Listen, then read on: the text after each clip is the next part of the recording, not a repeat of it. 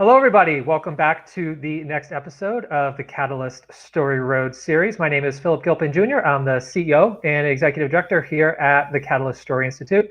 Very excited to have you joining us today for our talk about the international markets.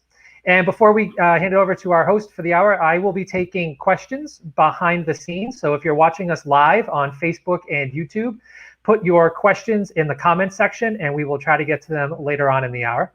And at this time, I would like to hand it over to our host for the conversation, Mr. Matty Rich. Matty, it's all yours. Thank you so much, everyone who's watching. Thank you for being a part of this panel. I cannot tell you how I am excited about this panel. I am a fan of both of these gentlemen. Both of these men are trailblazers. Steven, Theo, thank you so much for this panel. I want to talk up to each of you first. Starting with you, Theo, about your history and what you've done in the business. Absolutely. Thank you for having me. Excited to connect. Yeah. My history is an interesting one. I was born in Haiti, immigrant family, moved to New York in the 80s, grew up in Florida, worked for a large woman-owned PR firm, Thorpe & Company in Florida. Started in advertising, and then I shifted over to public relations. Had the dream of working in Hollywood and LA. My father had lived in Los Angeles, and my childhood friend, his brother was an actor, Alex Soul, his name, the actor. His name's Daniel Soul. We did a cross-country trip to Los Angeles, moved here for the big dream, and it was not what we envisioned. So it was a tough start, but we grinded away, and had a degree as a backup, and then just started working at an agency early on. And at that agency, which was called Thorpe & Company at the time, they had a lot of television clients, which was the golden age of TV then, but not like this explosion of TV now, right? So, Steven can attest, a lot of talent would say, television, ooh, I'm gonna, they would shy away from that and prefer the blockbuster films. But still, it was, especially on the international side and on the format side of the business, it was thriving at that time. This is the early 2000s. And got thrown into the fire early on in that first job. In the first 3 months, ended up in Cannes at MidCom or MidTV, one of those conferences, representing 8 to 10 clients. And so it's thrown in the fire, and you're like, what is this? Television business, showrunners, producers. And so, we caught the bug early. And then I kind of shifted after that experience to work at a more of a conventional film PR agency. And then one thing led to another. That first job, the CEO was a gentleman named Harry Sloan. He sold his company called SBS Broadcasting for $4 or $5 billion in Europe. And he became the chairman at MGM because the private equity people like that. So that was the private equity ownership era of Hollywood. There's still a little bit of that with CAA and people like that. But that company, they went to MGM and then got the corporate experience. And it was what it was, just hundreds of employees, and then doing more corporate communications rather than individual publicity. And then it was a wild ride. Stargate, Bonds, working with the general counsel. My office was next to the biggest lawyer, overseeing 30 attorneys. I'm like, what is this, And it was the executive floor. So I thought I made it. And then basically, that company has ups and downs. It's been sold maybe 20 or 30 times. I don't know. No one can keep count anymore. And the party was over. So when the party was over, we're, right back to square one. And I switched back to the agency side. But this time I decided to really kind of pay attention how my boss at the time built the business. Her name was Dawn Miller. She was from the UK, and we worked on some fun people like the Gersh Agency and Stan Lee's POW Entertainment and Peter Guber, people like that. So we got a chance to help them grow from 2 to 15. And then long story short, a few film festivals later, I meet this gentleman, Steven Adams, at Sundance, and then the rest is history. Okay, and then let's start with Steven, your background, because I know you and I've known you for some time. and your name it just rings a bell in people who've been in Hollywood for some many years. Many years. Yeah, so tell the people your background and your history. Well, I started off, working in I'm from the Bay Area, and I started off working in finance, international finance, and I worked at a global growth fund, and but in the back of my mind, I'd always wanted to be in Hollywood, and I figured, if I didn't make that move, starting to get into my late 20s, it was like, you better go, or it's going to be one of those dreams that never happens. So I literally just quit my job one morning. I woke up and just said, today's the day. I don't have any plan. I'm just going to do it. And I quit my job on the spot and went to my favorite restaurant, and someone said, "Oh, we're looking for a waiter." I'm like, "I'll do that." So I became a waiter. After being an executive, I became a waiter. That was my move. Actually, a busboy, to be honest with you. But, strangely, that was like the best thing I could have done, because working in that restaurant, I started meeting all these people from the high culture area on Van Ness Avenue, from the opera, the symphony, the ballet, people from the traveling theater shows that were coming to town and the local shows, and also people from the strip clubs and the rock and roll clubs. So I got a real quick little education in all aspects of show business very quickly. And then I had to make up my mind whether I was going to go to LA or New York, and I decided to go to LA. And I, again, just followed my instincts and started asking people, who do you know? Who do you know? Who do you know? And someone introduced me to a girl who was a casting director at the time. She's now a major executive. And she said, casting directors know a lot of people, so call me when you get to town and let me see what we can do. Yeah. So, I got to LA, and 2 weeks later, I was working at an agency. I got a job at Paradigm, and it was like quick. And so I found myself down the rabbit hole of show business, like immediately upon arrival in LA. And, the shock of LA alone, let alone, coming from the Bay Area, and then where nobody drives, you take, subway or whatever, BART or a cable car, to driving in LA, and, getting to this agency was crazy, but it was great. It was amazing. And agencies are a great place to start, because you deal with every single aspect of the business. And I did that for a couple of years, and I got an offer to become a manager at a company called Landmark Artists with Helen Sugland, who represented and still represents Lawrence Fishburne, who at that time was still Larry. He hadn't, become the great Lawrence Fishburne that we know now. And that was a great ride. I learned a tremendous amount from that experience. And had also started a theater company at the same time with, I was trying to make up for lost time. And all this, I'm still in my 20s. I'm like, I got to do this before I'm 30. I had a theater company at the same time, and was really learning how to work with writers and understand the journey from a concept to an outline to a fully fleshed out script on stage, and then putting on stage, and learning how to produce as well, because this was still the days of film, so I wanted to have some fundamentals under my belt first. Yeah. And I wound up producing a show with a group called Culture Clash, and they were a tremendous Latino comedy trio that got a television show offer. And so they were like, "Dude, you better come work on the show with us." I'm like, "You're right." I left gracefully left my job there and went to work on this series with them. And we did 3 seasons. And then they connected me with Roger Guenveur Smith, who's known for his solo work as well. So I started touring him around the country and then around the world. And we got Spike Lee to direct an adaptation of his show, A Huey P. Newton Story, for Stars. And so that was like the thing where all these worlds collided, where it was everything I was learning and everything I wanted to do kind of collided into that one project. So it was stage adapted to television and working with Spike Lee, which was, no small thing. And that thing did so well, and was in 52 festivals around the world, and won a Peabody and many other awards, and really kicked my career into gear. And I started making independent films, which was part of the dream. And then I realized, I've just been lucky. I'm like, I don't even really understand finance that well. I've just been lucky, right? And so I started this finance consultancy with a film finance attorney, and we started bringing in international clients from around the world and, consulting with them to bring them into Hollywood and then helping them set up deals and whatever, make a percentage of that work. So that went on for quite some time very well.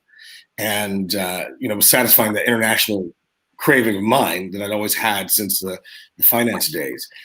And I got on the radar of a French VFX house called Buff. And Buff is the oldest VFX house in France. It's about 40 years old. And you would know their work from things like The Matrix. They invented the bull effect. And, truly run by an actual genius, even though we use that word frequently in our business. But, that was a tremendous run. I knew nothing about VFX, but I know how to sell things, and I know this business. I know how to read a script. So I was like, this is where the VFX go, and I'm just going to get out there and do this. And, the first job I brought in was a sequence on Avatar. The highlights of that run, that 4-year run, were Avatar. We did half the effects in the first floor. We did an amazing sequence in Life of Pi. We did Green Hornet, Green Lantern, Dark Knight, Dark Shadows. We were all over the place. But, the LA, Paris time-space continuum caught up with me at a certain point in life. I didn't even know where I was. I was speaking French and English to people in the wrong places. It got a little crazy. And I thought, this is not my company. As much as I love this work, I need to perhaps take this energy and put it on my own endeavor. So I pulled back into doing things on my own and collaborated with the senior debt fund called Buffalo 8 for a couple of years, and then connected with Theo Dumont. And we've launched into a very global business. Yeah, and that's what I want to stop right there, because this is the next turn, because you both, as I mentioned in the beginning, I've been a fan and been watching you both on the sidelines for some time. You both have had very successful businesses, and then you decided to merge. How did this come about?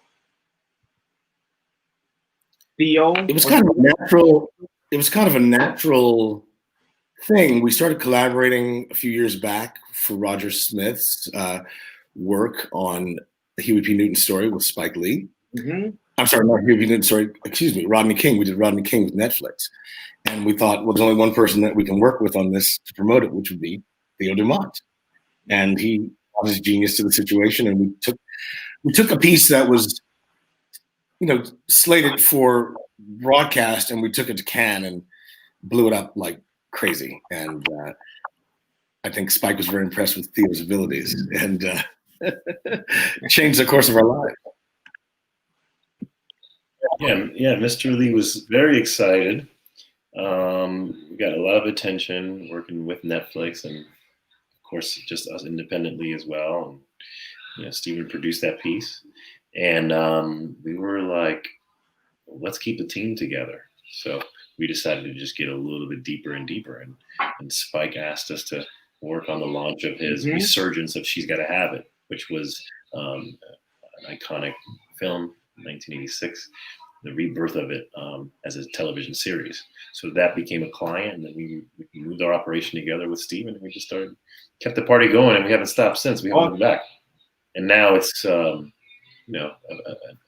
just an interesting time, because we had planned this before, and the company's mission is working with international media companies and talent for management, production, and marketing representation across the board. We're doing damage. You are. And so let's talk about, you mentioned international business. So why is the international business so important to your new company in the industry? I think that the industry is catching up to the rest of the world. And I think Netflix has sort of shown us the way. I mean, right now, there's a few things I would say about this moment. One, we're finally seeing streamers do what it has taken a century to do, which is to actually emphasize international work and diversity. Mm-hmm. We've tried to get people to do the right thing for a long time. They're doing the right thing now, not because of altruism or because they've gotten over their prejudices, but because they're now understanding there's money. That's right. And the streamers have shown the way. I mean, no offense to anyone, but I mean, let's be honest. Money talks, and good works come later. And this is what has been great about this moment. I think there's also, we've had a traditional underestimation of the curiosity of audiences. that people in a time of maximum content are curious about other countries, other places they may or may not ever visit. And you're seeing that through the success of what we call foreign language shows being top rated. Money Heist is the #1 show on Netflix, and that was originally a Spanish language show that is now a global hit. Fauda is in Hebrew and Arabic, and that is an international hit. These are not things that anybody in Hollywood would have thought of 10 years ago. And I think what's great for us is that we've always had an international, set of genetics. And so I feel like this is our moment. We're ready for this. We've been ready. We've been working on a global level for a long time. And so I'm happy to be at this juncture. And that's awesome. So that same question to you, Theo, because you're on the marketing side, and that's a huge side. Why is it the international business so important to you as a marketing genius? How does that work? What do you think about that? Thank you for that. Thank you. I mean, listen, we've always, like Steven said, we've always had the knack for the globe, right? And then understanding cultural sensibilities. We're still learning every day, right? And then it goes back to Netflix. They're in 192 countries, right? And so we take a look like they take a look at the map. It's like, all right, my content's available everywhere. So again, local language, you have to respect cultural sensibilities. Why can't an American property and show develop a fan base worldwide? When I was at MGM, I saw how they treated a franchise like Stargate. They had a television show with sci-fi. It's just a geeky nerd Stargate, but it has a rabid fan base. So early on, I was like, all right, Stargate SG-1, 200 episodes, 200. Stargate Atlantis, 100 plus episode. Then they spun it off to a third property. And the films, right? The films, they would make direct-to-video films at the time. Some of the actors and talent on those Stargate shows would have a bigger following in Brazil and in Europe than they have here in the United States. So even early on, I'm like, well, this makes a lot of sense.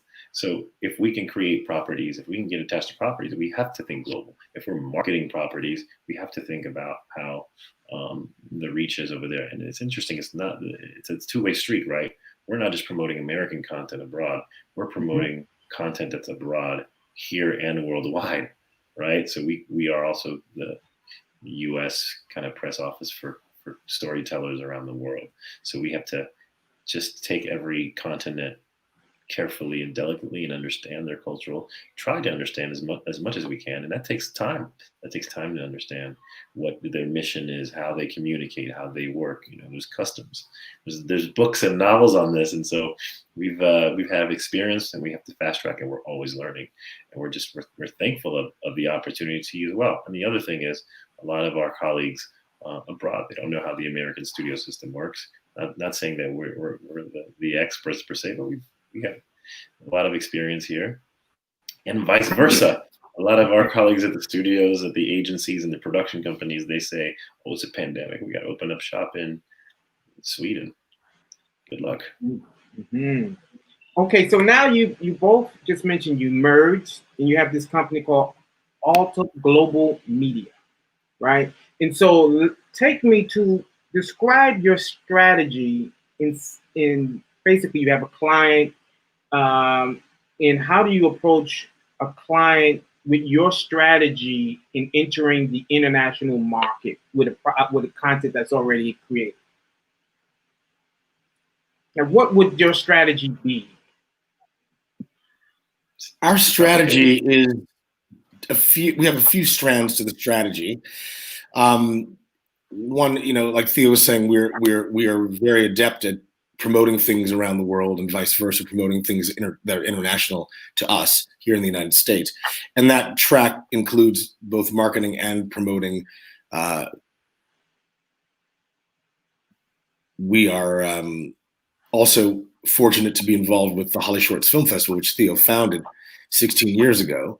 And that gives us access to a tremendous number of fresh new voices from around the world. I'll let Theo describe the festival in his history there, but this year there are 418 films, and they're films from, I think 49 different countries.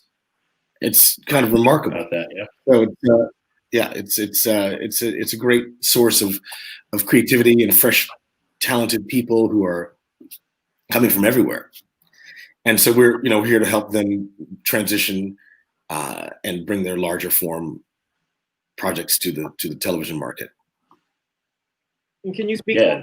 Can you speak that on that also, Theo? Same question. Yeah. Mm-hmm. Yeah. No, it's interesting. It's an interesting case study because that started off as just a passion project, a little thing on the side, and then it became very serious. And it's almost like that's also a development farm per se, where you can see trends annually of what territories are doing better, and you're able to kind of find new voices from different continents. I think in the UK, Raleigh Shorts this year, which is on year 16, there's 30 pieces of content from the UK. And then even Canada, I think there's like 15 or 12 or 15 that have been accepted. There was years that there was nothing good coming out of Canada. So that makes you wonder what happened, what's changed. Is it laws? Is it training? Is it institution? And you can even see the film schools in the ranking. Right now the Academy Awards just announced their Student Academy winners. And we're lucky to have on that festival several, actually 3 of the narrative winners are in there, and you can see it's NYU, that's USC. While USC this year did this, so it's almost like a good focus group, and it also enables us to develop just really great relationships with people. And we come back to them. We met a filmmaker from the Ukraine that won with a film called Shock, Jamie Donahue, and that was, wow, time flies, maybe 6 years ago. But he's just that gentleman sitting there ready to work. He has television series ideas, and so you're able to kind of highlight things and kind of matchmake in the puzzle process. And I think that is an interesting part of our strategies. We're matchmakers. And I don't mean to interrupt, but I wanted to say that we are proud to be a part of Catalyst, which is doing similar things. You were talking about a television festival that has increasingly become global every year, has been a major supporter of unheard voices for quite some time now, and is doing tremendous work in this area, which is why we're here on this conversation today. I mean, people are craving these voices now, thank God. We're not necessarily locked into the old system that, television was pretty much, born in the Mad Men era, and it has had a certain reckoning, as everything has recently, where a lot of the old formats of business have been imploded, and there's room now for all sorts of new, fresh voices to come in. And I think that something like Catalyst has really changed the game in terms of creating access for voices around the world too. And I'll second that about what Catalyst is about. And for those who are watching, I have a question for you, Steven. At what stage in someone's career, if you're a writer, director, producer, actor, would they need a manager like what you provide? At what stage in their career? It depends. It's an open kind of question. I think it depends on where someone is. I would say generally, though, I would want somebody to have multiple scripts ready, at least 5. Thought through, really developed ideas for multiple series. That means pilot script, series Bible, thought through at least 3 seasons for each one of those, and some kind of project that's propelling their career forward. And then even still, we're still gonna have to go to war in this business, but at least you have something you're armed with. And the reason I say 5 projects, for example, is that you get into a room with someone and they go, this is interesting, but it's not ringing my bells. What else do you have? You got to be ready. If you're sitting there in a room where somebody might want to buy something from you or likes what's in your work, you want to make sure that you're ready to at least seize the opportunity. And if not seize it, show that you have versatility of thought and creativity and are creating a relationship that someday will come into play. So you've got to be ready for that. I think it's about having a certain amount of maturity of work and being ready to go to the market. People sometimes rush to try to get to the end zone a little early, I think sometimes you need to maybe stay in a creative cocoon for a little longer sometimes. But you'll know when you're ready. In the same question for you, Theo, at what point does a producer, actor, director, whomever, need PR, public relations, and marketing? Well, on our side, there's a lot of different phases. And sometimes we help people at various stages. The thing is, we're fortunate to be in a position where we're able to kind of pick the people that we want to work with. When we first started doing this, after I left the agency early in my career, I started my own. And at that time, we got some great clients, but you're building from the ground up. And at that time, we worked with a variety of different storytellers. I would say, but for the creator perspective, the different phases are when you have built your production company, when you have irons in the fire and projects already hitting that you can point back to, when you're about to have something released, right? When you're commencing a production on something, that's an announcement. But you got to have some substance. You have to have the company together. You have to have the vision of the business. It's almost like a part of the business plan. So you can't really use, people will say, well, let me use the marketing to build my business. That's a dangerous strategy. You should have your full business plan, and the marketing and the publicity will support and guide and help amplify your process and your growth. So there's different sides of it. So the when you're launching, the launch, when you've launched a piece of substantial intellectual property, the IP, right? And even within the IP launch, is it independent? Is it with a studio? The studio will have, and the network will have their marketing machine as well. But we recommend that the production entity, the production company, also have their own internal, because think about it. If you're going to Amazon, how many shows does Amazon have on their slate? How many movies do they have on their slate? They have a lot. So they're going to do a little bit, but they're not going to do everything for you. So you as the talent or the visionary, you should have your own representative and make your own strategic announcements that fits in line with the season of what you're promoting. And then on to the next, right? And over, you think Shonda Ryan, she's got, so you got to have a lot. So different phases, the pre, the during, and for each property. And then, if you move over to another place, if you have a studio deal, various stages. So let's switch gears here, and let's talk about what everyone is doing, no matter what country you live in, is streaming. Everyone is streaming. Let's focus on the international streaming right now. Tell me the impact of international streaming. It's critical. It's critical. I mean, I guess you should look at it in different ways, right? So this, we have the big ones here, right? Our big guns, Apple, right?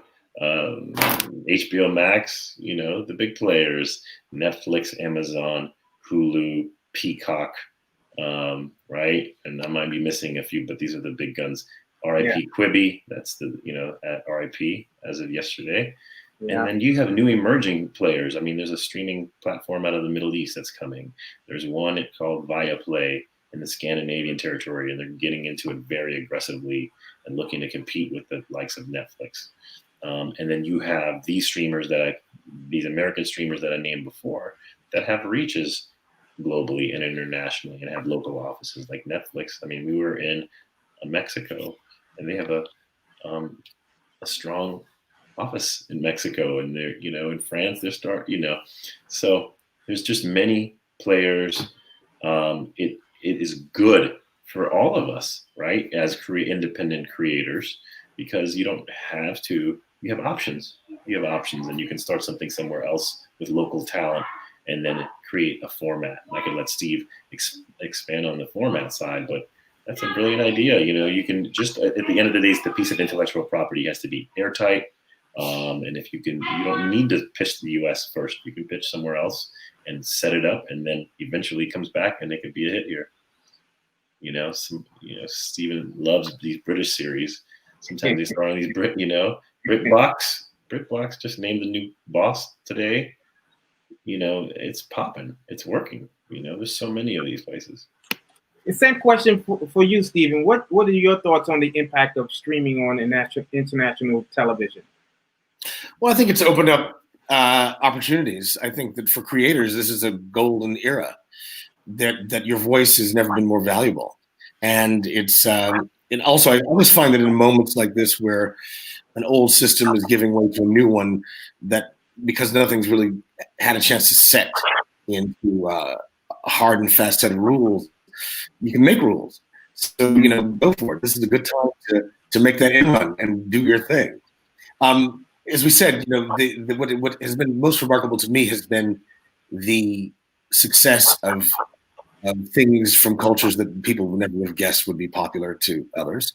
I think that's a huge advantage. I think that people are waking up, for example, to Africa, which has 1.2 billion people. The numbers alone should tell you that that's an opportunity, but it's taken to this moment to get there, and it's still a young situation, but it's going to take flight.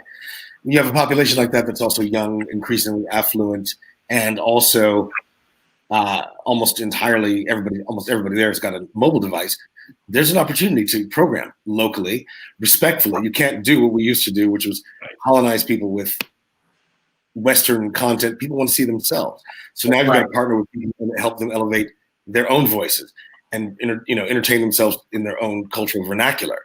And so that's what I think is also exciting about this moment, is that people get to express themselves for themselves and not be entertained by other cultures and have to be subjected to that. It's great that things perform internationally, and I'm thrilled about that global audience, but I also think that it's high time that we see people. I'd like to see a star emerging from Zimbabwe and coming to dominate the United States instead of the other way. It'd be brilliant. Yeah. Yes, that's awesome. And that's coming too. So let's stay on the international streaming. What are some of the what are some of the trends that you see in international television? What's some of the trends? I'll start with you, Theo. Formats. That's just exciting to me. I saw it back in the days, and back in the days it was more on the non-scripted side, right? Producers doing that and bringing them here and selling. Formats is just fascinating. Are you kidding me?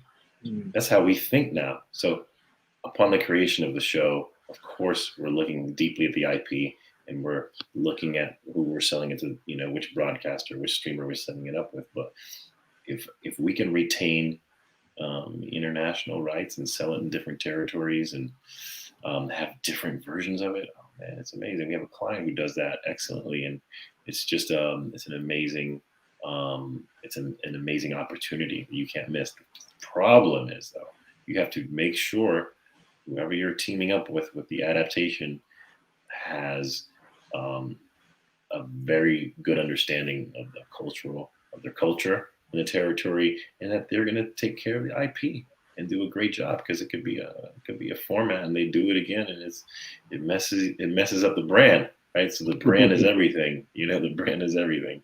But that's an exciting thing.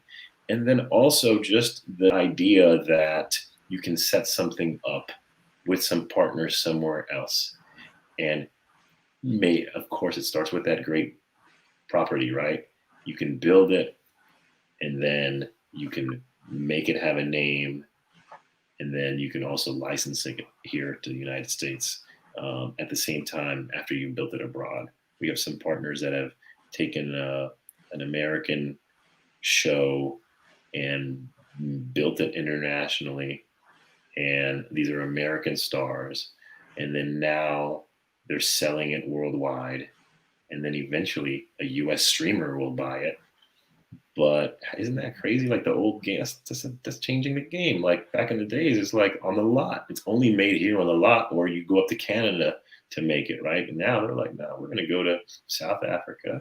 We're going to have Irish money to co-produce this thing. We're going to get 2 stars. Listen, they're not, they're making comebacks. And the next thing you know, long story short, it sells, and then now it's in front of you. So that's just like, there's different chess pieces that are possible, but it's not that easy, right? It's just you got to be a little creative. I think that's absolutely right. I mean, I think I'll piggyback on that rather than restarting that question. But I think that, to Theo's point, I mean, Homeland is an Israeli format. On the Spectrum was a remake. Your Honor, what's the other show about the psychiatrist that? Anyway, there's so many that people don't realize were local hits in places. And Israel has kind of got an outstanding track record for these adaptations. They tell a great story, and then the world wants it. I think there's so many different versions of there's another show called The Bridge that has been done in Scandinavia and France and in the United States. The Mexican, they're telling a border story, so a border story can work anywhere. But yes, you've got to do the time. I mean, I think the one hidden aspect of all this internationalism is that you've got to make the effort to meet people and understand them, and that means a lot of work. Yeah. Actually, meaningful, real relationships with people around the globe takes time. It is not an automatic thing where you push a button and you get all. Snap your fingers. You got to go over time. Another reason why festivals, when God bless them when they return, have been such a key part of what we've done. I've been to Cannes every year since 2004, and it's made a difference because I now know people for the past 16 years that are on this international circuit, and they move and they do things. MIPCOM is important. Berlin is important. Sundance is important. Catalyst is important. I mean, these are the things. These are the ways that you get to meet people. And again, I always caution people, just slow down a little bit on the agenda side. I mean, you'll get there. Just be curious about people and learn about what actually is making them tick in their careers. I mean, all of us are not just doing transactions. We have some creative impulses. We have some passions that we want to see occur. And aligning in that way, I think is a better long-term strategy than like, what do you represent? Who do you work with? What can you do? Because I mean, at the end of the day, I always like to say this: your dream is your dream. Nobody else gives a damn. Let's be honest. Yeah. Your dream. If you want to make your dream my dream, you better give me a reason to be involved, and that means you're going to actually have to know who you're talking to. I think that one of the mistakes that young creatives make, and I've made it myself, is to seize the opportunity of somebody and run down this list of things that you want, and they're just like, "Who are you? What do you want?" You're on my collar right now. I can't believe you.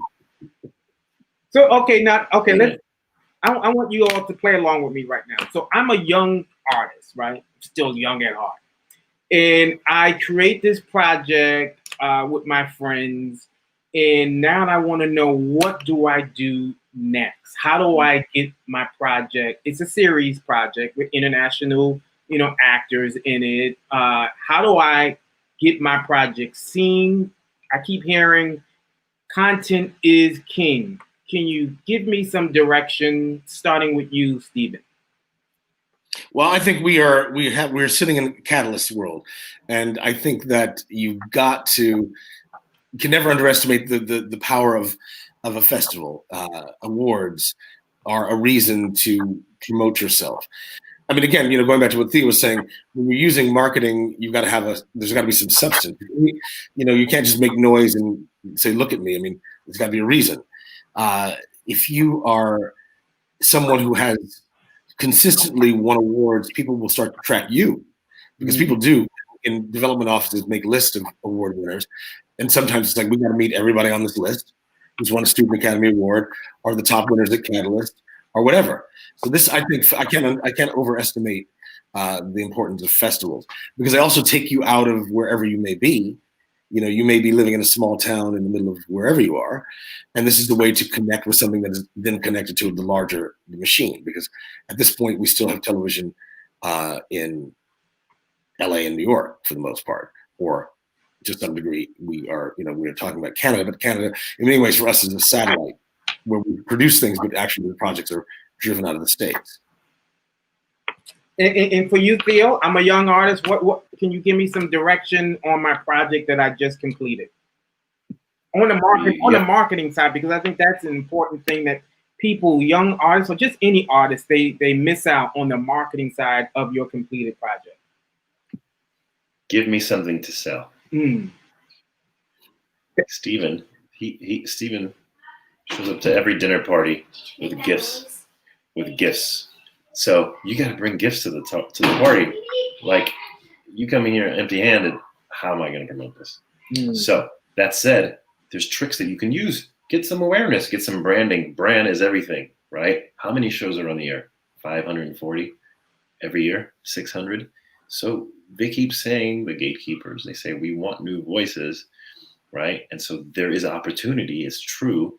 But if, no one's heard of you, how are we going to make this magic? So TikTok, I don't care what it is. TikTok, YouTube, web series, Instagram, build it yourself. Build your following. Do your little side thing that creates your name. Next thing you know, I got 10,000 followers. I got 20, I got 50.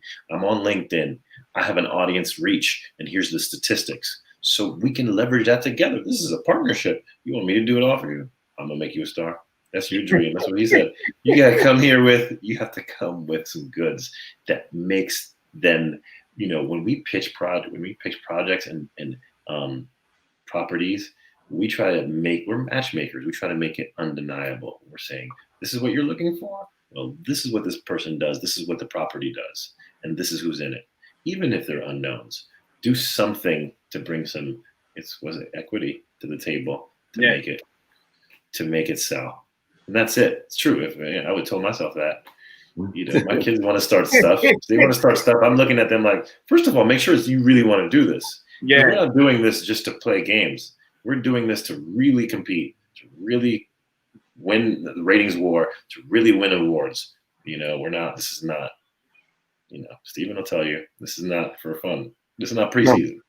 It is a little war out there. Yeah, it's serious. But I will say, we've been doing this for a couple of decades. I mean, how lucky are people now to be able to have tools like social media where you can promote yourself, where people are paying attention to you? And, what we were saying before is that to describe the system that is now crumbling around our ears, for better or for worse, was a system of like castles and courtiers. You had to work very hard to get access to a studio or network, and you usually got in through an agent, and that was pretty much it. Or unless you were born in this business, it was very hard. It took time to get to know people, and it was not a welcoming system. Now, I think that, with everybody paying attention to everything, again, no matter where you are in the world, you have the opportunity to make your voice heard. And that is a tremendous gift. Awesome. So, okay, let's talk about your vision, because you both are visionary, clearly. Where do you see the industry in this COVID world that we're living? Let's go post-COVID. Where do you see the industry streaming international television in the next 5 to 10 years? We'll start with you, Steven. I think we're going to see, I think we've sort of touched upon some of these things already. I think we're going to see new kinds of stardom. I think we're going to see some really surprising new voices come into the world that are sort of fledgling right now. I think that it's going to shift. I think that the center of the industry is going to shift a bit to larger population centers, and people are going to have very rapid growth in that respect. We're going to be shocked by how quickly some parts of the world are going to compete with or match what's here right now. I think that's going to be the big surprise.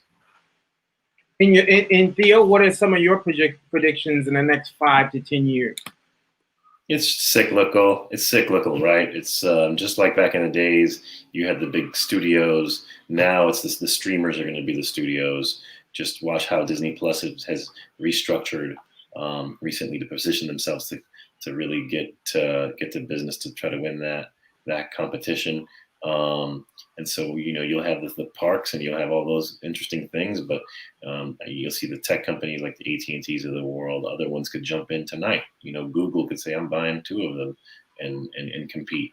if they want to get into the storytelling and get the engagement, because they can leverage their, mobile products or tech products with the content. So you're going to get that. And then on the international side, you'll get a few other kind of streamer heavyweights and tech companies in Asia.